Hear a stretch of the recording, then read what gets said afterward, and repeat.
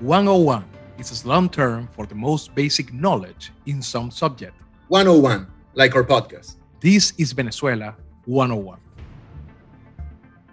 Hello, everyone. Welcome to a new episode of Venezuela 101. I am Miguel Pizarro. And I am Melanio Escobar.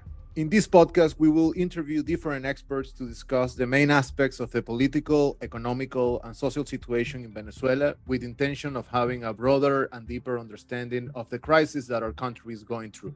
Before today's topic and our guest, we want to remind you that if this is your first time listening to this podcast, you can find our previous episodes and the trailer through this same platform, where you will learn the main subject we address in this podcast and what drives us to create and maintain this space. Today, we will talk about the current situation in the south of the Orinoco River, where for some years now, thousands of people, including members of indigenous communities, are being harassed by illegal groups that are controlling the area through violence and benefiting from the mining activities. That is why Cristina Burelli joined us today. Cristina Burelli is a social entrepreneur, founder, and executive director of B5 Initiative. She is trustee of the Orchestra of the Americas, Cambridge in America, the Global Leaders Program, and Families of Character. For several years, Cristina has been working to mitigate the effects of the humanitarian emergency and the Venezuelan environmental crisis, which has led her to be one of the founders of SOS Orinoco. SOS Orinoco is an advocacy group founded in 2018 with the intention of documenting and giving visibility to the whole problem of the Venezuelan Amazon, Orinoco, and Guyana, raising awareness about the tragedy that is occurring and outlining some of the urgent measures that must be taken to stop the human and ecological disaster that is unfolding.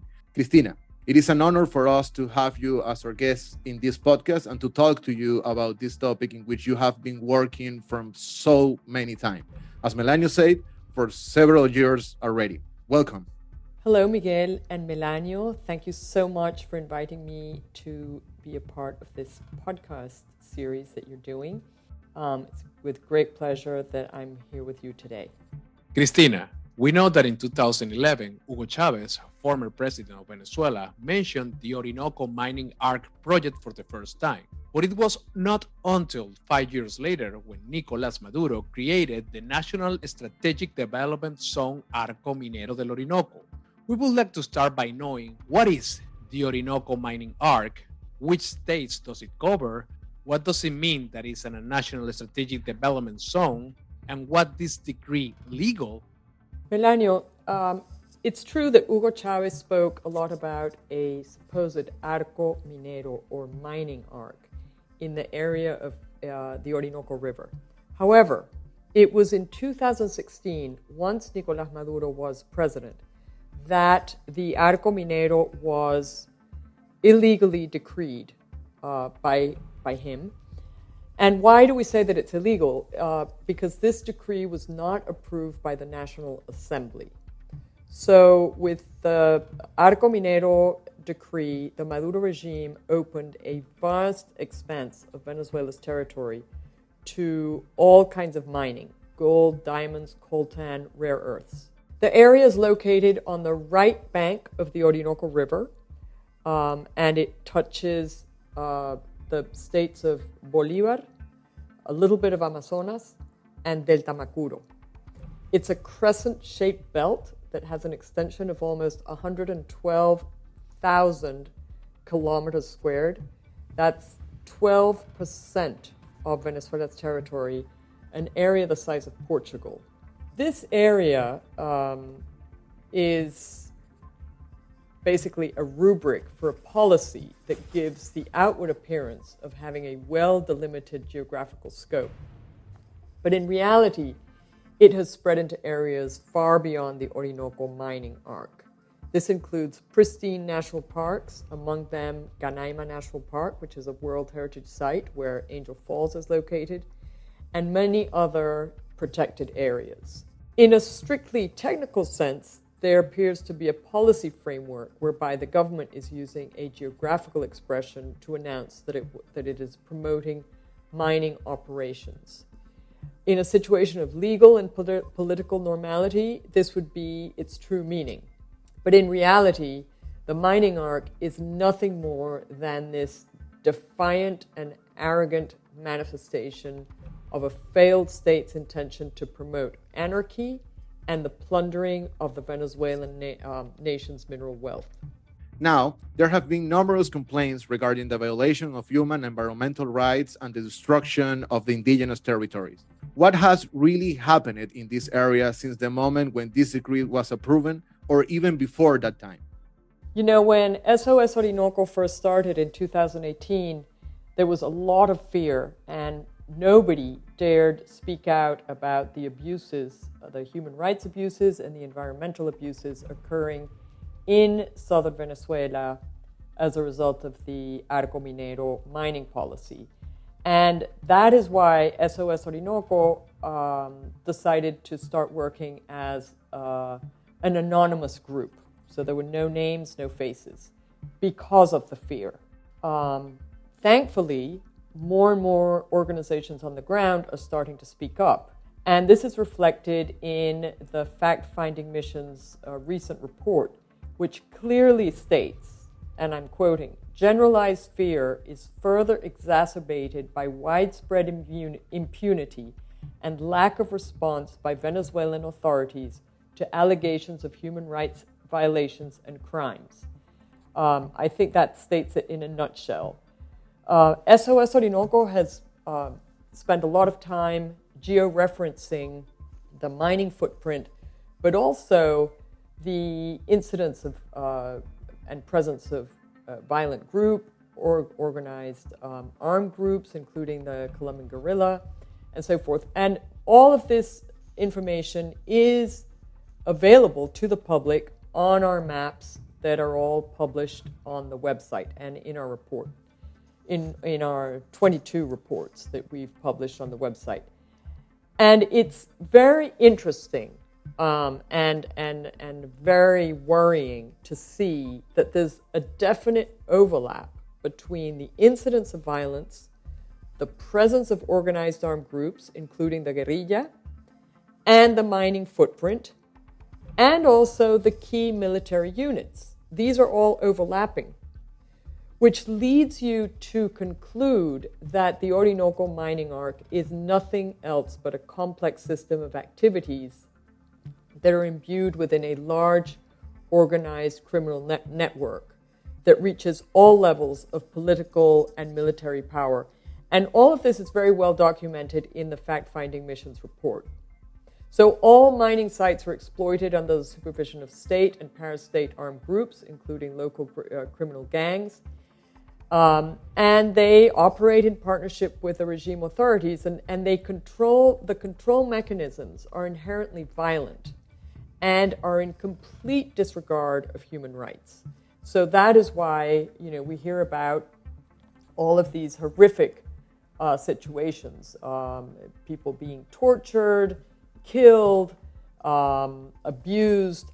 And then there's another type of abuse which is rampant, and that is the fact that mercury, which is supposedly prohibited in Venezuela, is used massively in all mining in the Arco Minero. And this has a great destructive impact on water bodies, soil, flora, fauna, and, of course, human beings.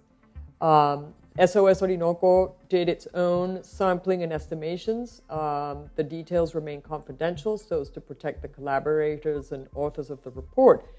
But an indirect sampling was designed to analyze the concentration of mercury in mining areas of the upper basin of the Orinoco River. In these places, samples of water, sediments, fish for human consumption, and human hair were taken in order to understand the impact of mercury.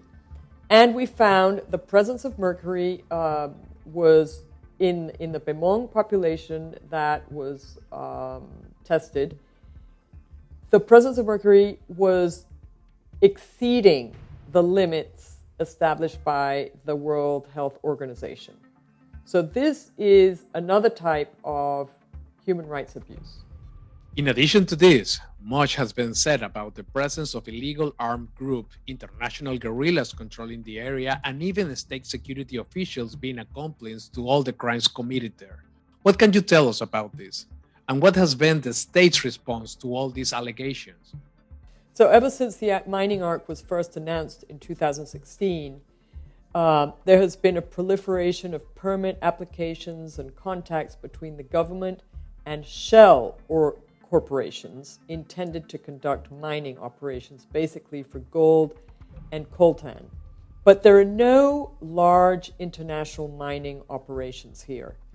Despite the fact that the regime has done a lot of publicity about doing concessions and inviting international mining operations to come and compete, it has been impossible for these companies to actually take control of the concessions because these mining areas have been completely taken over by criminal groups. The irregular actors that are in this area are known as sindicatos or pranatos. These are leaders known as pranes that operate out of Venezuelan prisons. There are paramilitary groups known as colectivos, many of which are controlled by the government. And there are foreign paramilitary groups, namely the Colombian guerrilla organizations, the ELN and the FARC, whose operational presence in Venezuela is, of course, by agreement with the Maduro regime. So these irregular actors are basically the operating entities in charge of maintaining territorial control over the mines, and they are the ones who are supervising and controlling the miners.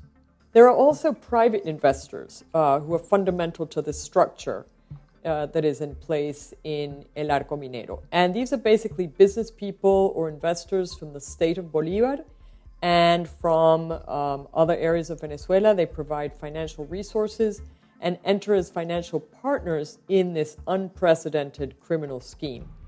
And then, of course, there's the Venezuelan military officers from the 4 branches of the Bolivarian armed forces, as well as members of state and national security agencies, namely SEBIN and DIGISIN, and CPC as well, and the state of Bolivar's police force.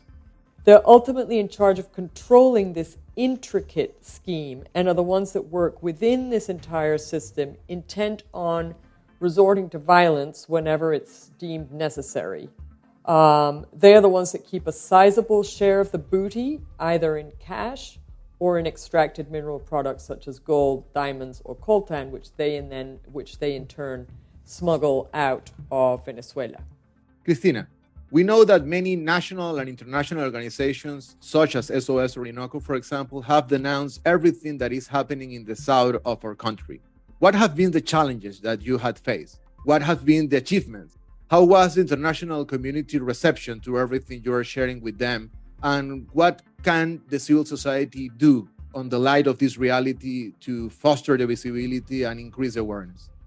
As I mentioned, SOS Orinoco started denouncing and reporting on the illegal mining first of all, in Canaima World Heritage Site in 2018.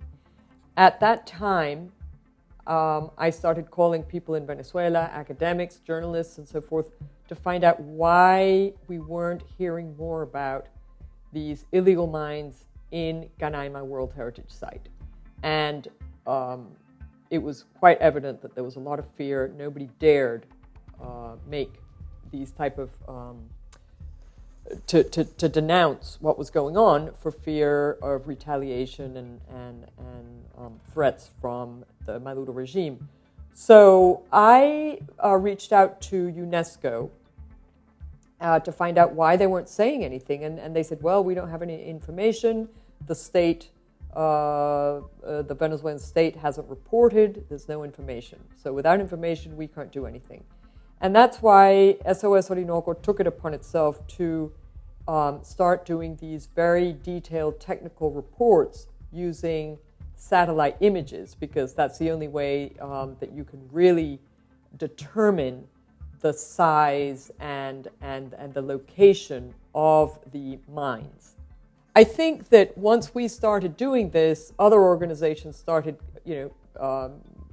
doing their own work and realized that it was possible to denounce But, Venezuela has never really pitched itself as an Amazonian country.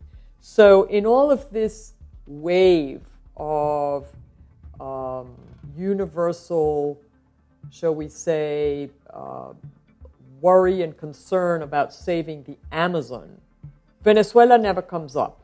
And that's because Venezuela never pitched itself as an Amazonian country. And as a result, the world never regarded Venezuela as part of that big Amazonian biome. So, now we have to make the case. Venezuelan civil society has to make the case that we are part of that very important Amazonian biome. And it's difficult because obviously Brazil is a huge country, and Colombia, Peru have done a great job at getting on this kind of wave of campaigning, and so we need to make our voices heard, and it's difficult. But that's why it's so important for civil society organizations to speak up, to join forces, and for the Venezuelan civil society, not only living in Venezuela, but in the huge diaspora. I mean, there are 7 million of us living outside of Venezuela. They can speak up, every one of them in their little corner, in their country, in their cities. They can go to organizations and help us out. We need to join forces. But I would say that we've had some, even though we've had the challenges of getting our voices heard, we've also had some important achievements. And that is, for example, that the OECD published a very important baseline report in 2021. The overall conclusion of that report is that all Venezuelan gold is high risk. And much of the gold is financing international terrorism. And this is really, really, this is worrying, but it's also a red flag for all the member states of the OECD.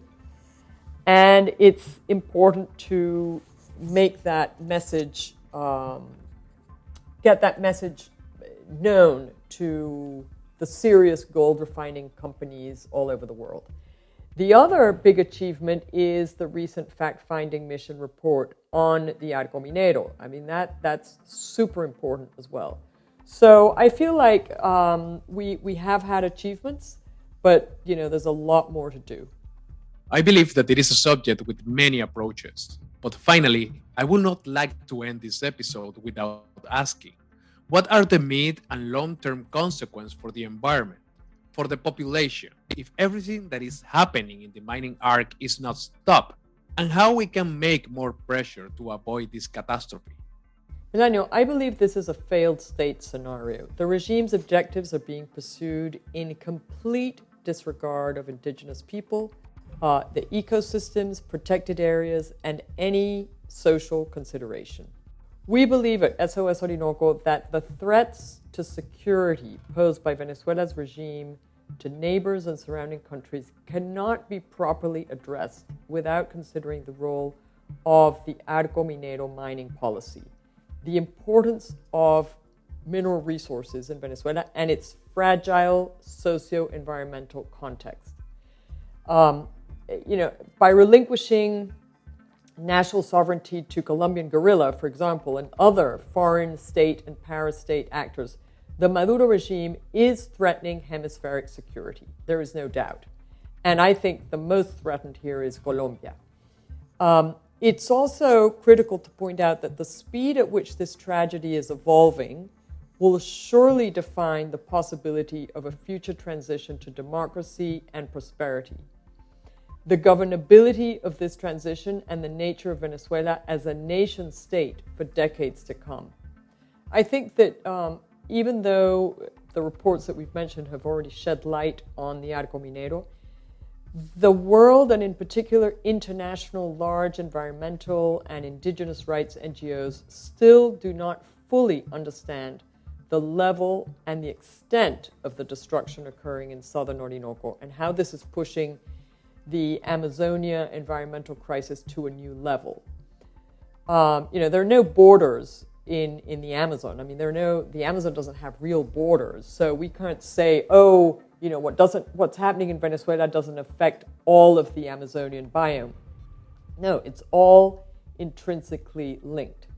So I think the commitment of the international community is urgently needed to remedy this situation. And already, thankfully, the Human Rights Council has voted to continue supporting the work of the Venezuela fact-finding mission. That's really important. But we also need to get the large environmental NGOs to speak up. They still haven't done that, and to become involved. And it's important to get Venezuela back on the map of Amazonia. And so when funding for biodiversity is made available, and it's being made available for all of the Amazonian countries except for Venezuela, we need to get a piece of that as well. But obviously, the funding should not go to Maduro, like he tried to pitch this week at COP27. The funding has to go to civil society, to NGOs, to universities in Venezuela. Cristina, before saying goodbye, Melanio and I usually offer a few words as a form of closure, and I believe, like him, that surely new episodes will come in the future to continue talking about what is happening in the south of the Orinoco River in Venezuela. This situation is getting worse and is getting deeper. But I also think that the last thing you mentioned about the threat that the Maduro regime has become for the security of the hemisphere is fundamental. And it is something transversal to everything that is happening now in Venezuela and to all the topics that we have discussed so far in this podcast with different specialists. For example, I believe that whoever thinks or acts today thinking that the situation in our country is going only to affect the Venezuelans, or that the situations in the country is going to affect only the country's territory, is not understanding the consequences that the crisis has brought in all the aspects to the region and to the hemisphere. And that is why we usually comment that it's necessary not only to alleviate the consequences of the complex humanitarian emergency, of the economical and the political crisis, but also that it's necessary to put pressure on the root cause. Because the only way that this can have a real solution is by having political and social changes in Venezuela. Melanio, what do you think? I agree with you, Miguel. And in addition to that, it is also important to highlight the fact that more and more organizations on the ground has begun to raise their voices, as Cristina has just said. And I believe that this is definitely necessary to make everything that happens in the mining arc visible to the international community. For example, we saw how the fact-finding mission has been able to use many of the testimonies and investigations carried out by this organization as sources for their own report. But I think it is important to also remember that the fear with which you mentioned that SOS Orinoco started still persists. There is no 100% safe environment to be able to denounce, to be able to demand, neither in the Orinoco Mining Arc nor in any area of the country. But precisely there, in the south of the Orinoco, you and the other organizations face threats from the guerrillas, state security, sindicatos, and much more. It is extremely important for me to recognize the work that all of you do. And with this, we arrive to the end of today's podcast. Thank you, Cristina, for joining us and for all the work you do from SOS Orinoco and from every space you can to denounce this reality. It has been a truly honor to have you as a guest in Venezuela 101. Thank you so much, Miguel and Melanio, for inviting me as your guest to Venezuela 101.